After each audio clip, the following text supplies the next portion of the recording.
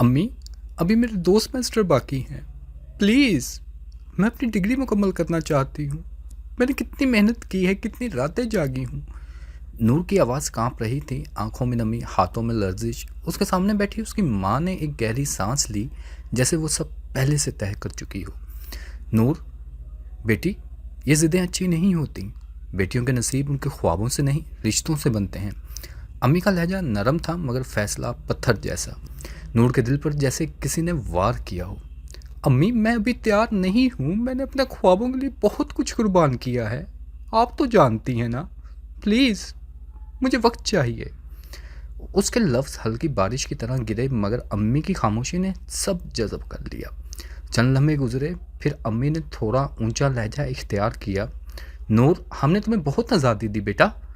अब वक्त आ गया है, तुम हमें शर्मिंदा ना करो। लोग बातें कर रहे हैं, तुम्हारी उम्र निकल रही है। अच्छा रिश्ता आया है, इनकार करने का ये मौका नहीं है बेटा।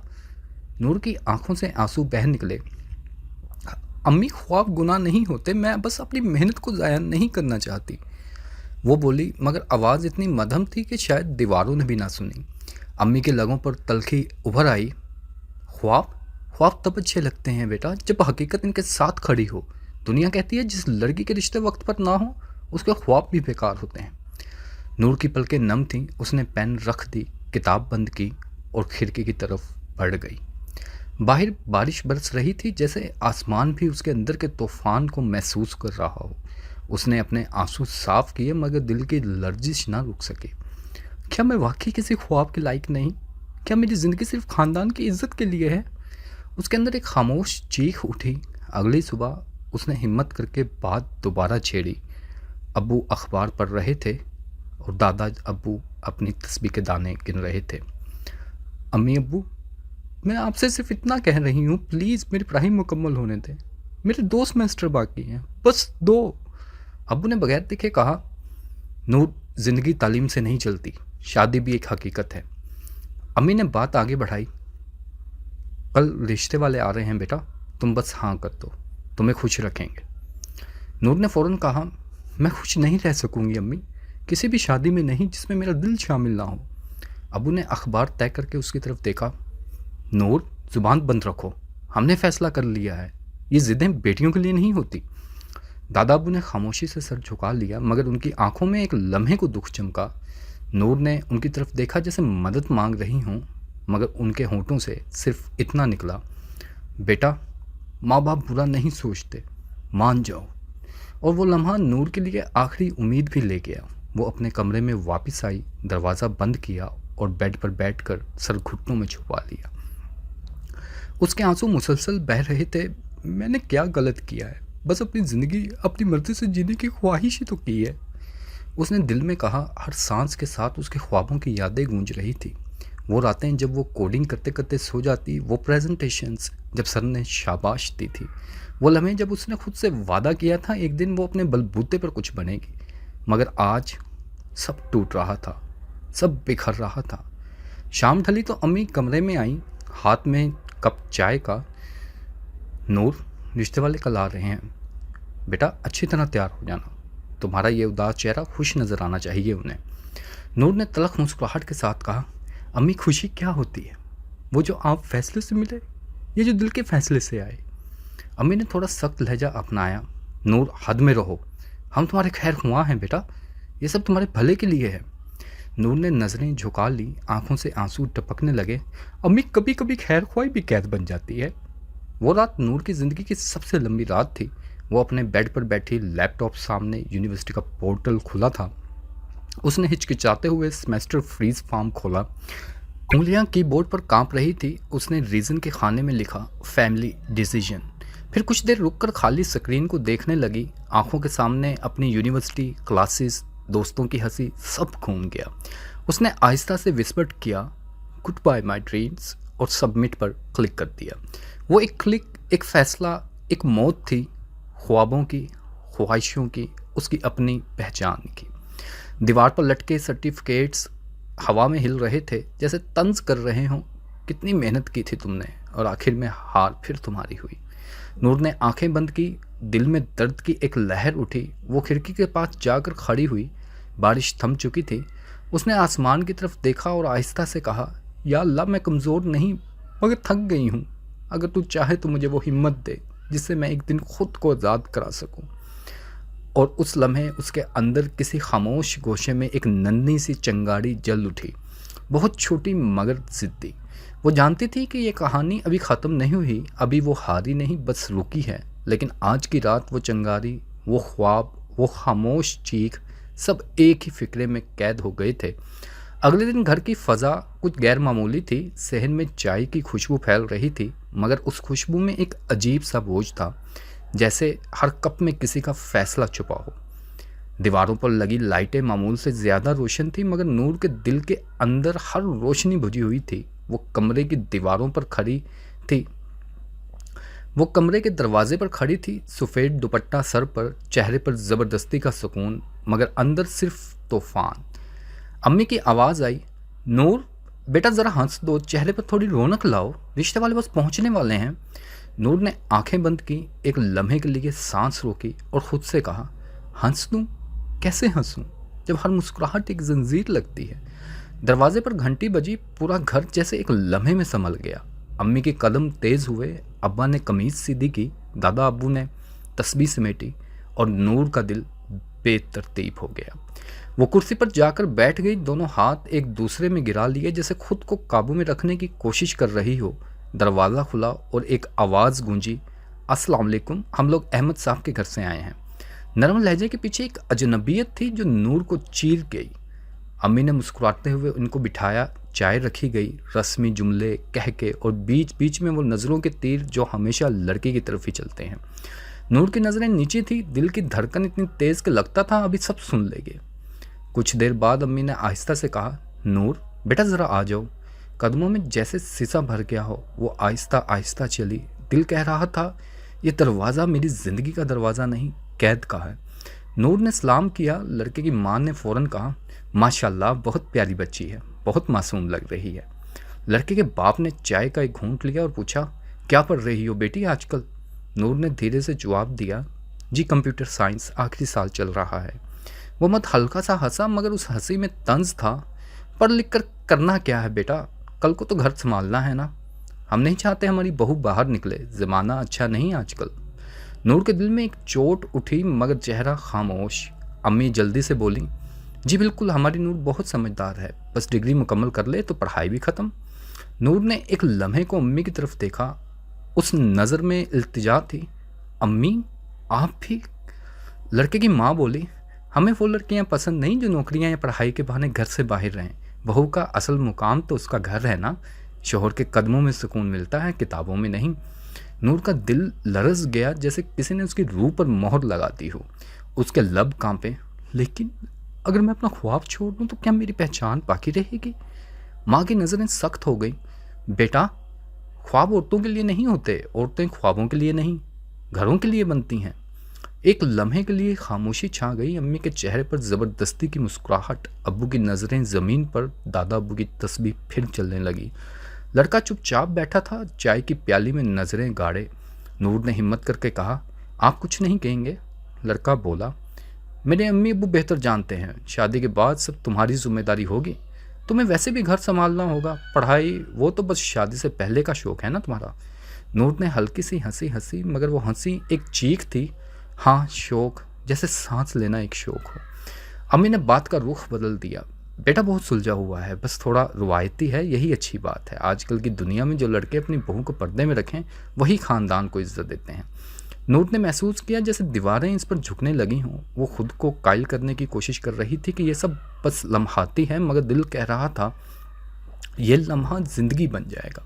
शाम ढलने लगी, रिश्ते वाले उठने लगे। जाते जाते लड़के के बाप ने कहा, हमें ये रिश्ता पसंद है, मगर शर्त यही है कि शादी के बाद पढ़ाई ख़त्म, कोई काम, कोई बाहर जाना नहीं, हम अपनी बहू को पर्दे में रखते हैं। अम्मी ने फ़ौरन कहा, जी हमें कोई इतराज़ नहीं। नूर का दिल जैसे टुकड़ों में बट गया। दरवाज़ा बंद हुआ तो वो फ़ौरन कमरे की तरफ भागी। दुपट्टा ज़मीन पर गिर गया, सांसें भारी, आंखों में आग और आंसू एक साथ। उसने आईने में खुद को देखा, ये मैं हूँ या वो लड़की जो बस दूसरों के फैसलों का अक्स है? उसके होंठों से बेइख्तियार निकला, काश मैं बेटी ना होती, शायद फिर ख्वाब देखने की इजाज़त होती मुझे इस घर में। अम्मी दरवाजे पर आई। नूर, अपनी किस्मत से लड़ना छोड़ दो बेटा, ये फैसले तुम्हारे लिए बेहतर हैं। नूर ने सर उठाया, आंखों में दर्द की चमक। बेहतर? मेरा ख्वाब ख़त्म करना बेहतर है, मेरी आवाज़ बंद करना बेहतर है। अम्मी चुप हो गई। रात गहरी हुई, घर सो गया, मगर नूर के अंदर कहराम मिचा हुआ था। वो खिड़की के पास गई, आसमान की तरफ देखा, आंसू बहते रहे। या अल्लाह, मैंने सिर्फ एक ख्वाहिश की थी, अपनी ज़िंदगी जीने की। क्या ये भी मैंने गुनाह किया?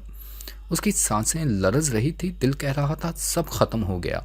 मगर दिल के किसी कोने में एक रोशनी थी, बहुत मध्यम मगर जिंदा। उसने आहिस्ता से कहा, मैं अभी हारी नहीं, एक दिन मैं अपनी आवाज़ वापस लूँगी, अपने ख्वाब वापस लूँगी, चाहे दुनिया मुझे खामोश करने की कितनी ही कोशिश क्यों ना करे। चांदनी इसके आंसुओं पर पड़ी जैसे आसमान ने भी इसकी दुआ सुन ली हो। उसने हाथ सीने पर रखा, धड़कन सुनने लगी। वो अब भी तेज थी मगर कमज़ोर नहीं, और यही धड़कन उसकी बगावत की पहली अलामत थी, खामोश मगर जिंदा। चंद दिन बाद ही सब कुछ तय पा गया, जैसे वक्त ने दौड़ना शुरू कर दिया हो, जैसे ज़िंदगी किसी ने इसकी हाथ से छीन ली हो। नूर, बस 2 दिन रह गए हैं बेटा, अब जिद छोड़ दो, किस्मत से लड़ने वाली लड़कियां हमेशा हारती हैं। अम्मी की आवाज़ में वही मानूस शक्ति थी जो दरअसल खौफ का दूसरा नाम थी। नूर ने आहिस्ता से कहा, अम्मी, अगर किस्मत दूसरों के फैसलों से लिखी जाती है तो दुआ किस लिए मांगी जाती है? कमरे में एक खामोशी छा गई जो सन्नाटे से ज़्यादा तकलीफदेह थी। उसके लफ्ज़ जैसे दीवारों से टकराकर वापस दिल में उतर गए। बाहर शादी की तैयारियां ज़ोरों पर थी, कपड़ों की खरीदारी, जेवरात की खनक, रिश्तेदारों की खुशियों भरी बातें, और इन सब के बीच एक लड़की थी जो खुद से बिछड़ चुकी थी। हर चीज़ इसे याद दिला रही थी कि ये सब इसके लिए नहीं, इस पर मुसल्लत किया गया है। जब मेकअप आर्टिस्ट ने इसके चेहरे पर मुस्कुराहट सजाने की कोशिश की तो नूर ने आईने में खुद को देखा, एक ऐसी दुल्हन जो मर चुकी थी मगर सांसें ले रही थी। ये खुशी नहीं है, ये कफन है, रंगों में लिपटा हुआ कफन। दिल ने सरगोशी की मगर लब खामोश रहे। निकाह का लम्हा आया, मौलवी की आवाज़ गूंजी, नूर बिनते सदीक, क्या आपको निकाह मंजूर है? वक्त जैसे रुक गया, उसके कानों में शोर गूंजने लगा, दिल की धड़कन तेज हुई, सांसें अटक गईं, निगाहें धुंधला गई। दिल चीखा नहीं, मगर आवाज़ किसी ने दबा दी। अम्मी का चेहरा सामने आया, आंखों में खौफ, होठों पर इल्तिजा, जैसे कह रही हो, बोल दो बेटी, बस बोल दो, सब ठीक हो जाएगा। और फिर वो लम्हा आया जब नूर ने वो लफ्ज़ अदा किया जो उसकी ज़िंदगी बदल गया, मंजूर है।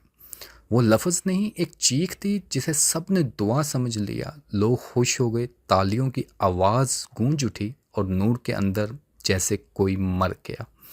उसने महसूस किया जैसे इसके दिल के अंदर कोई छोटा सा चिराग बुझ गया हो और अंधेरा हमेशा के लिए बस गया हो।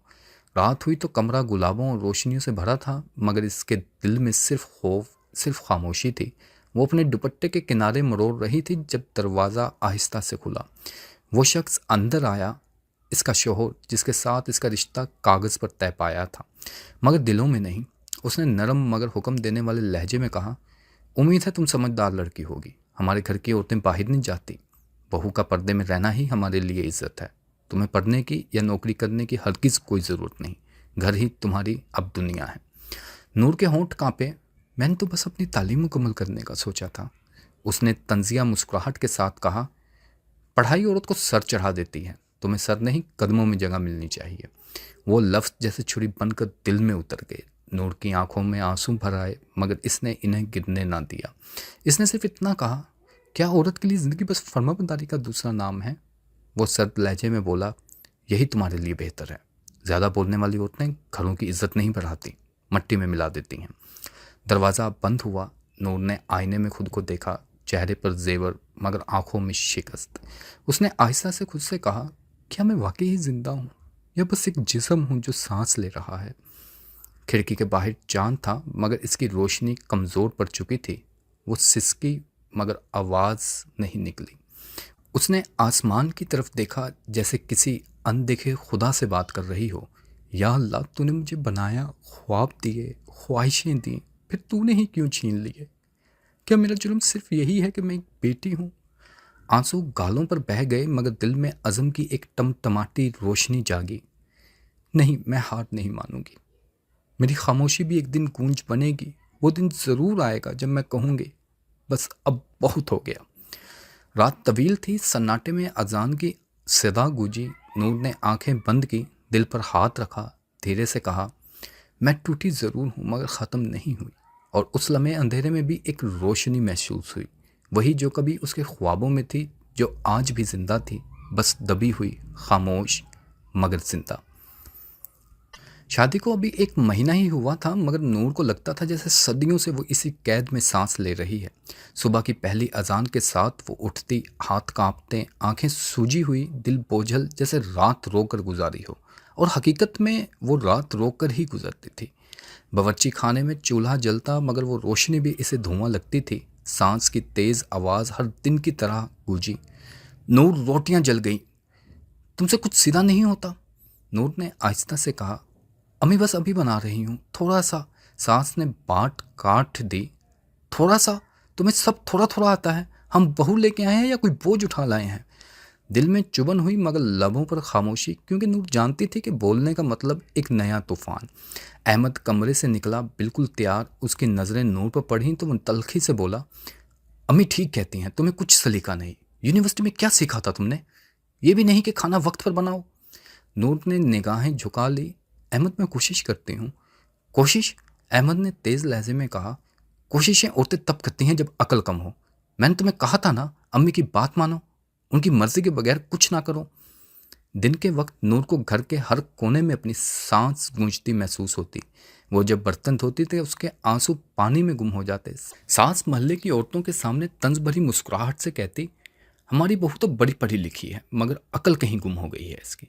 तालीम ने जुबान दे दी मगर अकल छीन ली इसकी। सब औरतें हंसती और नूर के हाथ बर्तनों के नीचे लरस जाते। वो अंदर से चीखना चाहती थी मगर आवाज़ इसके गले में ही दम तोड़ देती। शाम के वक्त अहमद आता तो उम्मीद होती कि शायद अब कुछ नरम लहजा सुनने को मिलेगा, मगर वो भी एक नया हुक्म ले आता। नूर, मैंने तुम्हें फ़ोन इस्तेमाल नहीं करने को कहा था, फिर क्यों हाथ में है ये तुम्हारे? नूर ने आहिस्ता कहा, अम्मी की खैरियत पूछ रही थी बस। अहमद ने फ़ोन छीनकर ज़ोर से दराज में फेंका। अम्मी, अब तुम्हारा रिश्ता अपनी माँ से नहीं मुझसे है। मैं तुम्हारा शोहर हूँ और मेरी इजाज़त के बगैर तुम किसी से बात नहीं करोगी। नूर का दिल लरस गया। अहमद, मैं सिर्फ इनसे बात, बस तुम्हारी आवाज़ भी अब हुक्म से ऊंची नहीं होनी चाहिए। रात के खाने पर सास की बातों में जहर टपकता। ये सालन किसने बनाया? हाँ, नूर बेगम, भला हो तुम्हारा, नमक डालना ही भूल गई। अहमद, देख लो, तुम्हारी बीवी को चूल्हा भी जलाना नहीं आता। अहमद ने गुस्से से प्लेट धकेली। मैंने कहा था तुम्हें सीखना है, तुम्हें मेरी माँ की तरह बनना है, ना कि अपनी मर्जी से चलने वाली लड़की। नूर के आंसू जब्त से बाहर आ गए मगर वो कुछ बोल ना सकी। वो सास के सामने झुकी, प्लेट उठाई, नरमी से कहा, मैं दोबारा बना देती हूँ अम्मी। नहीं बहू, तुम्हें अब कुछ नहीं आना, बस रो लो, यही आता है तुम्हें। सास के अल्फाज इसके दिल पर चाकू की तरह लगे। रात को वो कमरे में अकेली बैठी खिड़की से बाहर चांद को देख रही थी। चांद की रोशनी भी अब अजनबी लग रही थी। अहमद अंदर आया। ये कैसा हुलिया बना रखा है तुम्हें? एहसास नहीं तुम शादीशुदा हो? अपने बाल ठीक करो, दुपट्टा सर पर लो। मुझे पसंद नहीं कि मेरी बीवी ऐसे लगे जैसे कोई पढ़ाकू लड़की हो। नूर ने सर झुकाकर दुपट्टा दुरुस्त किया। जी, अहमद ने कहा, और एक बात याद रखो, अगर मैंने दोबारा तुम्हें फ़ोन के साथ देखा या किसी से बात करते पाया तो मैं वो फ़ोन तोड़ दूंगा। औरत की इज्जत तब रहती है जब वो अपने मर्द के हुक्म पर रहे, वरना वो बेपर्दा कहलाती है। नूर ने अंदर ही अंदर कहा, पर्दा? मैं तो अपने ख्वाबों से भी पर्दा कर चुकी हूँ। आप दोपहर की जलस्ती धूप में जब नूर सहन में कपड़े धो रही थी तो पानी के छींटे इसके चेहरे पर पड़ रहे थे, मगर अंदर से वो तप रही थी जैसे दिल के अंदर भी कोई आग तहक रही हो। अचानक सास की कड़क आवाज़ गूंजी, ये साबुन गलत रखा है, तुम्हें अकल नहीं कि कपड़े धोने का तरीका क्या है? नूर के हाथ लरस गए, गीला कपड़ा ज़मीन पर गिर गया और इसके साथ जैसे उसका हौसला भी। उसने नज़रें झुकाई, लब भींच लिए, दिल चीखा मगर ज़ुबान पर खामोशी का कफल लगा रहा। पानी में कपड़ों के रंग मिल रहे थे, बिल्कुल वैसे ही जैसे उसकी आंखों में उतरते आंसू, बेआवाज़ मगर तेजाब की तरह जलाने वाले। रात हुई तो नूर ने दिल में ठान लिया वो रोएगी नहीं, मगर जब सांस की चीख, नूर पानी ठंडा क्यों नहीं है, गूंजी तो उसके जब्त का आखिरी बंद भी टूट गया। वो कमरे में गई, दरवाज़ा बंद किया और पहली बार बुलंद आवाज़ में रोई, उसके आंसू फर्श पर गिरे मगर हर कतरा चीख बन गया। उसने खुद से कहा, मैं अब नहीं टूटूंगी, मैं अब आज़ाद होंगी, चाहे इस आज़ादी की कीमत सब कुछ हो। उस रात कमरे की खामोशी में उसके आंसुओं ने ओहद किया कि अब नूर खामोश नहीं रहेगी। अगले हिस्से में यही ओहद हकीकत बनेगा जब जुल्म अपनी इंतहा को छुएगा और नूर फैसला करेगी, खुला मेरा गुनाह नहीं, मेरी रिहाई है। नूर को अब वक्त का एहसास ही नहीं रहता था। दिन रात सुबह शाम सब एक जैसे लगते, बस आवाज़ें बदलती थी, ज़ख्म नहीं। सास की तेज़ आवाज़, अहमद के हुक्म, बर्तनों की खनक और इसके अपने दिल की धड़कन जो अब चीख बन चुकी थी। एक सुबह जब वो चूल्हे के सामने खड़ी थी, तवा गर्म हुआ और हाथ जल गया। उसने बस हल्की सी आह भरी। सास ने फौरन कहा, अब ये ड्रामे भी शुरू कर दिए? शादी को अभी 3 महीने ही हुए और बहू को देखो, कभी थकन का बहाना, कभी जलने का बहाना, काम से बचने के सब बहाने हैं ये त्योहारे। नूर ने धीरे से कहा, अम्मी हाथ जल गया है, बस थोड़ा सा। जल गया तो क्या हुआ? औरत के हाथ काम के लिए होते हैं, दिखाने के लिए नहीं। अहमद अंदर आया। क्या मसला है सुबह सुबह? सास ने तंजिया हंसी के साथ कहा, बेटे अपनी बीवी को समझाओ, ये हम पर एहसान नहीं करती घर के काम करके। अहमद ने नूर की तरफ देखा। तुम्हें पता है अम्मी दिल की मरीज है, फिर भी तुम्हें इनसे ही बहस करनी होती है। नूर की आंखों में आंसू भर आए। मैंने बहस नहीं की अहमद, मैं बस क्या? उसने धाड़ते हुए कहा, मैं जब कह रहा हूं तुम गलत हो तो गलत हो। उसी शाम अहमद के दोस्त घर आए। नूर ने चाय बनाई, कप रखे। हाथ थोड़ा सा लरस गया तो एक प्याली ट्रे में हल्की सी टकरा गई। अहमद ने फौरन मेज पर हाथ मारा। नूर, मेहमानों के सामने भी तमाशा लगा दिया तुमने। दोस्तों के चेहरे बदल गए, खामोशी छा गई और नूर ने अपने दिल को संभालने की कोशिश की। वो सिर्फ बोली, मैं माजरत चाहती हूँ। सास ने भी मौका गनीमत जाना। बस बेटा यही हाल है, हमने बहू मांगी थी, बोझ मिल गया हमें तो। अहमद ने मेहमानों के सामने ही कहा, अम्मी मैं तो कहता हूँ अगर ये औरत मेके वापस जाना चाहती है तो चली जाए, हमें इसके नखरे नहीं चाहिए। ये सुनकर नूर के कदम जैसे ज़मीन में धंस गए, दिल की धड़कन रुक गई। सबके सामने जिल्लत, और वो भी उस शख्स के हाथों जिसके लिए उसने अपने तमाम ख्वाब कुर्बान किए थे। सब मेहमान चले गए तो अहमद ने कमरे में आते ही दरवाज़ा ज़ोर से बंद किया। तुम्हें शर्म नहीं आती? मेरी इज्जत खाक में मिला दी, लोगों के सामने मुझे तमाशा बना दिया है नूर तुमने। नूर की आवाज़ लरज़ गई। अहमद मैंने कुछ नहीं किया, बस कब? उसने चीख कर कहा, अगर तुम्हारा बस चले तो तुम मेरा भी सब्र तोड़ दो। मैं तुम्हें बर्दाश्त नहीं कर सकता, तुम एक नाकाम औरत हो, एक बोझ हो। वो इतना कहकर कमरे से निकल गया। दरवाज़ा ज़ोर से बंद हुआ, जैसे इसकी आखिरी उम्मीद भी इस धमाके के साथ ख़त्म हो गई हो। रात के अंधेरे में नूर बैठ गई। खिड़की से बाहर आसमां स्याह था, जैसे इसके दिल का अक्स। इसने अपने जलते हाथ को देखा, फिर इन आंसुओं को जो मुसलसल बह रहे थे।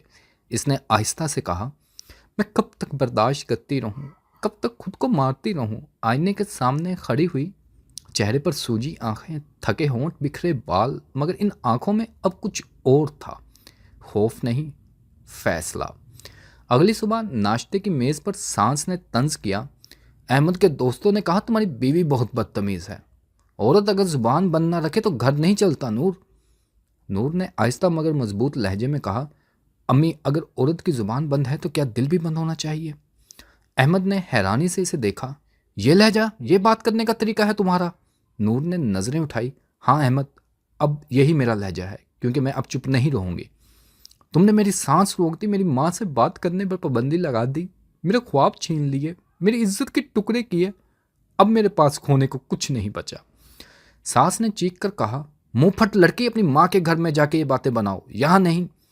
नूर ने परस उठाया, चादर ओढ़ी और दरवाजे की तरफ बढ़ गई। अहमद चिल्लाया, कहाँ जा रही हो? मैंने इजाज़त नहीं दी तुम्हें। नूर ने दरवाजे के पास रुककर पीछे मुड़कर देखा। इसकी आंखों में आंसू नहीं, आग थी। मैं इजाज़त मांगने नहीं, अपना हक लेने जा रही हूँ। उसने कदम बाहर रखे। धूप तेज़ थी, मगर वो धूप भी आज़ादी लग रही थी।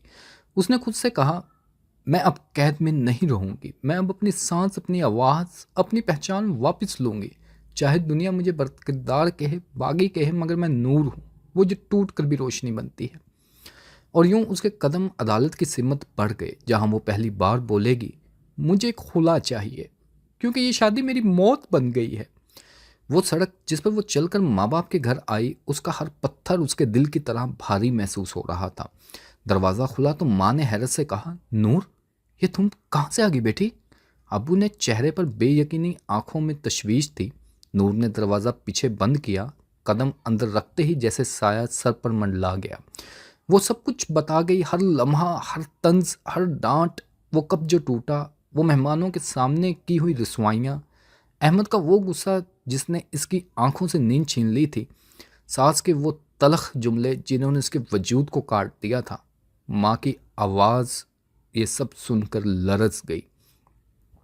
नूर, ये कैसे हो सकता है बेटा? तुमने हमें बता क्यों नहीं दिया? नूर ने आहिस्तगी से कहा, मैंने कोशिश की माँ, बस कोशिश की, मगर हर बार जब मैं बोलती मुझे और घटाया गया। और आज आज अहमद सबके सामने अपनी माँ के कदमों में बैठकर ये कह गया, अम्मी इसे इसके घर वापस भेज दें, ये एक बोझ है, मैं अब मज़ीद बर्दाश्त नहीं कर सकता। अबू ने खामोशी से सर पकड़ा। दादा आंखों में गम लिए सहम कर बैठ गए। माँ ने इसके चेहरे को पकड़ा, बेटी हमने तुम्हें पढ़ाया, तुमने मेहनत की, ये सब क्यों तुम्हारे नसीब में आ गया? नूर ने आहिस्तगी से अश्क पूंछते हुए कहा, अम्मी मेरा वहाँ जीना मुमकिन नहीं, मैं मर भी जाऊँ मगर वहाँ वापस नहीं जाऊँगी। माँ झटके से पीछे हटी। अब्बू की आंखों में दुख का तूफान था, पर इनके लबों पर एक खामोश सवाल, अब क्या करेंगे? नूर ने भरपूर मगर कमज़ोर लहजे में कहा, कल मैं अदालत जाकर अपना हक मांगूंगी, मैं खुला की दरख्वास्त दूंगी, मैं ये ज़िंदगी मज़ीद नहीं सह सकती अबू। अगली सुबह नूर ने अदालत के दरवाजे खोल दिए, कागजात, दस्तखत, और वो लम्हा जब जज के सामने इसने अपनी कहानी बयान की, न सिर्फ आंखों में आंसू बल्कि वक़ार के साथ। उसने बताया कि कैसे उसकी मर्जी पमाल की गई, कैसे उसके ख्वाब छीन लिए गए, कैसे उसकी इज्जत टूटी और कैसे इसे जीने का हक भी छीना गया। जज ने खामोशी से नोटिस लिया। मुखालिफ फरीक ने एतराज़ किया, मगर नूर ने हर सवाल का वही जवाब दिया जो इसके अंदर से निकला था, सीधा, दर्द भरा मगर बेखौफ, मैं वापस नहीं जाऊंगी। अदालत खुली। खुला का अमल जल्दी में तय पाया। कागजात हल्के से गर्दिश करते रहे और नूर ने महसूस किया कि किसी तरह हवा के झोंके से उसके कंधों से कुछ बोझ सरक गया है। मगर कामयाबी की खुशी में दिल मज़ीद खामोश और भारी था। जब वो बोझल कदमों से वापस अपने माँ बाप के घर पहुंची तो घर की दीवारें इसे पहले से भी नरम मगर अजनबी लगी। उसने एक भारी आह भरी और फिर रोने लगी। वो रोना जो फ़क्त आंसू न था बल्कि किसी लंबी जंग की थकन, किसी तवील इंतज़ार की शिकस्त, किसी बेनाम सज़ा का इकरार था।